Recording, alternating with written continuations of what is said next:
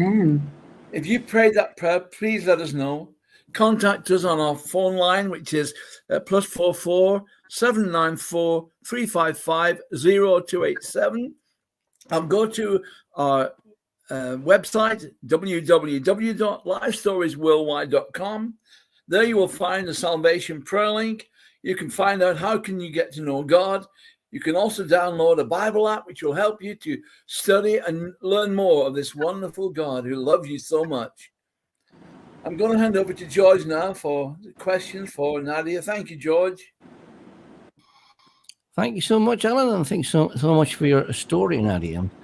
Of course, you told us at the beginning you were born and raised in Argentina. Now, over here in the east, of course, Argentina has been a political upheaval for many, many years. So tell us what it was like just growing up in Argentina in your early days, please. Well, Argentina has been my hometown, my home country for my entire life. I was born and raised here, and I lived in the United States for a couple of years. Mm-hmm. And what I always told people when I was there and they asked me about Argentina, I said, in Argentina, you will find two things. One is you will find people that are always willing to help you, to go with you around. If you're lost, they will not only tell you how to get to a place, they will walk with you, or they will ride with you. They will go with you to that place. If they have the opportunity, unless they are busy and they have to go to work, they will go with you. That's the way we Argentinians are. And the second is we don't have the bubble, you know. There's no bubble around us. We are very hugging people. We hug everyone, and we even kiss a lot. You know, oh, that was right. Okay. Yes, we do. I'm glad we're on stream. So, if you come to Argentina, anyone that comes to Argentina, you will find those things. So don't feel strange if someone you just met hugs you and kisses you on the cheek. That is very common in Argentina. Now, you said also, I mean, your dad was very good to you, and you grew up with a Christian family. Tell us a little bit about family life, what it was like. You know, do you have any brothers or sisters or anything like that? Yes. Well, my mom is a retired school teacher. She retired 12 years ago. My dad passed away 12 years ago. He was a mechanic. And at the same time, he was involved in Christian ministry for 30 years, the last 30 years of his life. And I have three youngest sisters. Three youngest sisters. So we are four sisters total. My dad was the only man in the house. He even teased us because every time we adopted a pet, it was a female pet. So if it was a cat or a dog, yes. So he's always said, I'm the only one in the house. And what was life like with you? I mean, with your mother, how did you get on with your mother? Yes, life was really good. Actually, since my mom was a school teacher, something that she did for us to be easier, she would take positions in the schools where we were. So we always went together to school, and we always saw her during the breaks and everything. And right now, my mom lives very close to my house, only like 10 minutes. And at the beginning of the year, we had our first trip all alone outside the country, because in Argentina, we've been going on our mother trips, you know, here and there for 1 or 2 days. But at the beginning of the year, we were able to have our first trip, and we went to Switzerland, and from Switzerland to Paris. So it was really, really good to have that time alone with her.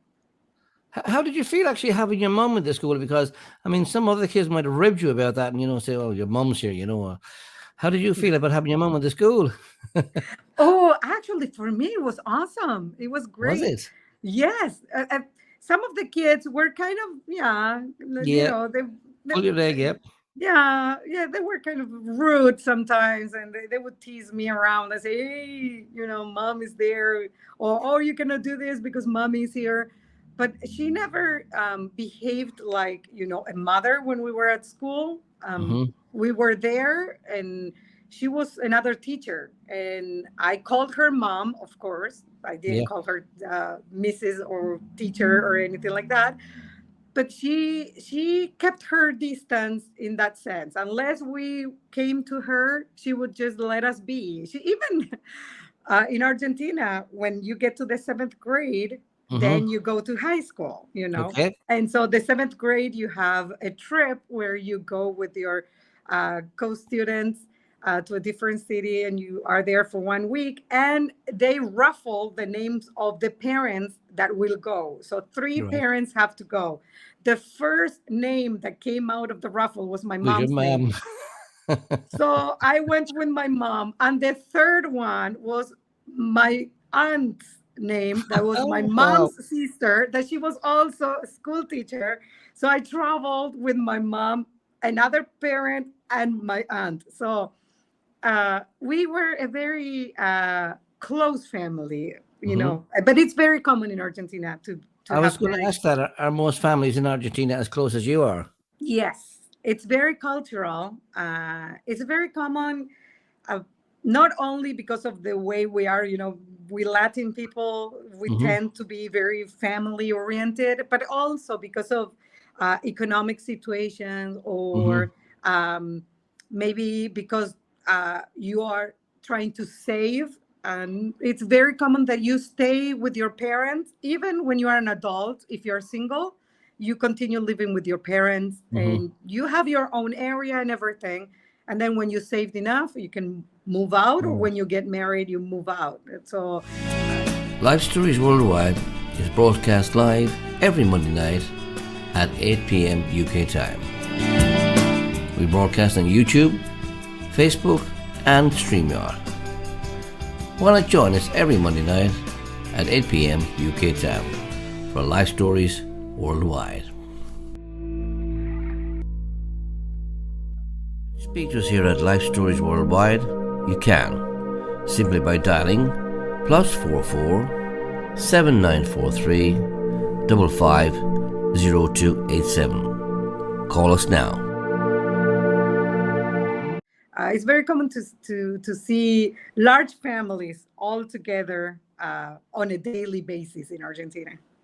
And when you were growing up and going through school and going through college, did you have any dreams of doing a specific job or being, have a specific career? Yes, since I was 5 years old, I always wanted to be an interpreter, English Okay. Spanish interpreter. And actually, that is what I major in, translation Wow. and interpretation. And that is part of my job description, that for the past 20 years, every position that I've had in any jobs that I took, part of my job description has been interpreting or translating. Mm-hmm. So I can say that my dream came true. I fulfilled Excellent. my childhood dream. Now, you told us, of course, at the beginning that what happened to you between the ages of 5 and 8 colored your experience somewhat up to the Yeah. age of 15. Did it affect you in any other way apart from the eating? It did. I was very shy, very insecure. I didn't speak much. It's Mm-hmm. not. I would if I picture myself, or I imagine Mm-hmm. myself growing up and continuing the way I was during those years, I would not be talking today like this. I would be the person that is in a corner, shy. I was the child that was very shy in one corner, with only probably just one friend, and Mm-hmm. sometimes not even one friend. I was the shy kid that never raised the hand to say, okay, me, or pick me. Uh, yeah, that it did affect me in that sense. I became very shy and insecure, I could say. Did it change your moods at all in any way? Did it make you angry? Interesting enough, at the moment that I was able to say everything that happened, Mm-hmm. and when I went the opposite also in Mm-hmm. my mood, and so I became very irritating. I was very snappy. Yes, I was very snappy. I would just speak my mind without considering what words I was using. I would hurt people. I had to actually not only learn to forgive, but I also had to learn how to ask for forgiveness. I see. Because yes, because I was so snappy and so fast in replying and coming on to people that I really hurt many people. So yes. So you had to be forgiven as well as forgiving somebody Yes, else. of course, I had to be forgiven. Very much. Now, you also told us that you actually met the person when the car stopped. Yeah. How did you actually feel at that particular time? Were you Oh, scared? that, Or did it all, yes, it was a mixture. Mhm. I felt like the chills, it's like I felt like cold water coming all over my body. I froze. I Wow. didn't know what to do, what to say. I think I was frozen for me. It was like ages, and it must Hmm. have been just a few seconds. But for me, because I did not expect it, and I did not expect that person to offer a ride. Wow. I felt like, what is he looking for? I Hmm. became suspicious of many things at the same time. But I understood, or I was able to see the opening or the opportunity to talk, say what Hmm. the words "I forgive you" that were Hmm. so difficult. Sometimes they're so difficult to say. The words "I forgive you," Hmm. and be able to continue in my process of being healed, of finally actually being able to forgive completely. Today, I can tell you, and I ran into the person several times for weddings, big birthday celebrations, stuff. And I can even sit at the table with the person, no Wow. problem whatsoever. Uh, so yes, I can say that I really decided to forgive. Of course, the relationship will never be the same. The trust will never be the same. Correct. Yeah. Those are things that we have to be wise as well. As I'm a mother now, so I'm very careful. I look around all the time, uh, but I can talk to the person. And no problem whatsoever. Even my husband knows who he is, Hmm. and he can talk to him, no problem. He also had to forgive. Yeah. At, Yes. at what stage now during like the trauma that you were going through up to 15, did your parents actually notice that there was something really wrong? My mom was suspicious about my eating disorder, but she couldn't Hmm. point a finger to what was going on. But she was suspicious.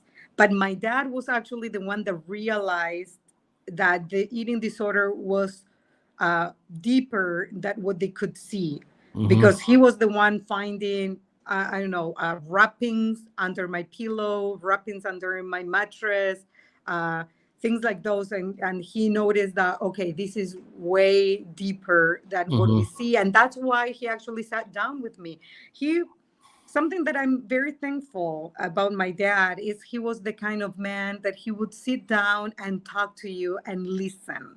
Hmm. He would just come and say, okay, talk to me, tell me what is going on. And he would sit down and even stay quiet, even if you were not talking, just sit down with you in silence, respecting your silence Hmm. until you were able to talk. And so I really appreciate that. And I one of my prayers as a mother is I want my girls to feel as safe as I felt talking to him, Hmm. them feeling that way with me, making them feel like that. So I imitate my dad. It's very easy to subscribe to our YouTube channel, Life Stories at Lunch, to receive notifications of when we are live. Simply click the bell.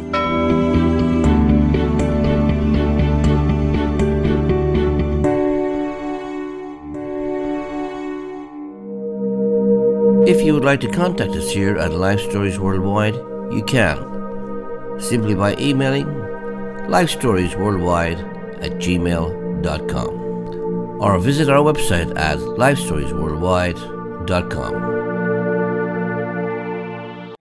I sit down and say, okay, talk to me. What's going on? Why are you So- so irritated? Sounds like you had a lovely relationship with your dad, but um, Yes. you also said he gave you the tools to start the process of forgiveness. What kind of things did he tools did he give you? In what way did he do that? He reminded me that first of all, I was a child of God, Mm-hmm. and that God loved me no matter what, and that everything was possible with God. Mm-hmm. So just that was enough for me to start, from there. I was like, okay, now I have the right tools. I need now to make the decision whether I want to use my toolbox that my dad just gave me. And he reminded me of reading my Bible, having a time of talking to God and in my own words. And he Mm-hmm. said, okay, those are things that will really help you. And then you have a father, he said. You have a Mm-hmm. father here Excellent. that is willing to listen and to hug you and to just stay quiet and silent if you want. So those were the tools that my dad gave me. So when it finally came out, you said, "I want to kill that man." Was that actual just rage in the moment, or is it something that you really wanted to do? That was something I wanted to do. That I really had a plan. I had, Wow. yes, I had a plan. What did you Uh, plan? I planned on kidnapping him. Actually, I Wow. never, I never told the reason. I had my best friend, and I never told the reason, never explained the situation, everything or nothing. But I had a friend, and we were planning on kidnapping and torturing him. Yes. Wow. Yes, that was my plan, and that was my dream. I woke up every morning with that plan, and I went over the plan and finding the right places and finding what is the name? I cannot find the word in Spanish or English. The flaws. I was even trying to find the flaws Uh, in the plan for it to work and not being caught, but for him to know that it was me. It was really no, but it was wow. for years dreaming that and planning and just waking up in the morning with that plan in mind and going to bed. I even had it written. I showed it to my dad. I had it written step by Wow. step.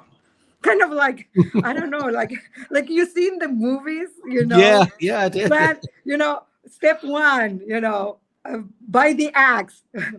Step two, hide the axe, then chop the head. Okay, something like The that. I stuff. had Yeah. step by, yeah. I had step by step. Yes. So anyway, when everything was out and everything was revealed, and did that plan just go away, or did you just have to send it away, so to speak? Um, when I revealed everything to my dad and I told him I want to kill him, my dad, of course, understood that it was the rage of the moment. Mm-hmm. He did not see all the plan and everything. Okay. After a while, I had to sit down with him and say, I want to confess something else and show you something else. And so I confessed the plan and showed him the plan. And together, the two of us, we just burned the paper. It wasn't a paper, it was papers of Right. all the details. So we burned the papers and we just said, okay, it's gone. I'm not going to plan anything like this again. And yes, he also helped me there too. Yes, And what did you? I had to reveal that plan Yeah. because at the beginning I didn't want to because I was considering continuing with the plan. But then during the transition of forgiving, during that path, I call it a long path. During Mm-hmm. the long path of forgiveness, um, there's a point where the plan has to go, but you have to Yeah. decide. There's a crossroad that you face. Do I continue with the plan or do I continue with forgiving? Mm-hmm. And you need to decide. Now, what did you tell your friend when the plan was finished? Was up with? How did Well, you find out what you told her? yes, I called my friend and I said, you know what? The plan is over. I have decided to forgive. And well, I was understood, which is really good. When you have a friend that understands, that understands your revenge and understands your willingness to forgive. That is a true friend. We are still friends after so many years. So excellent. Now, of course, you mentioned, of course, you came from a Christian family. What was your first introduction, say, to the Bible and to things like that? What was your first introduction there? Well, I grew up in a Christian family, so for me, it was going to Sunday school and being taught the lessons and all that. But the problem, I believe, was that when I started keeping the secret, I started kind of like just going to church and to the Sunday services and to the Bible classes, but I did not build any relationship with God. I did not build any sense of I want this to be part of my life. It was there. I was obedient. I went with mom and dad. Then when I grew up, I had a group of friends, and I just continued because my friends were attending, so I was attending. But then after the confession, that's when I realized that I needed to make a decision whether I was with God or without God. I wanted to do this with or without Him. Because you did say just because you grew up in a Christian family didn't necessarily make you a Christian. So exactly. So how old were you when you made that decision? Well, that was when I was 15, when I confessed everything. Yes, because even though when I was a child, I understood everything. Then going through this situation, actually, I'm not sure if that is the correct expression, but it was like I was robbed of that, or somehow I was blocked from that part, and I decided to bury that alone, or to carry that alone, and never speak or never say what was going on. If you would like to contact us here at Life Stories Worldwide, you can. Simply by emailing lifestoriesworldwide@gmail.com or visit our website at lifestoriesworldwide.com.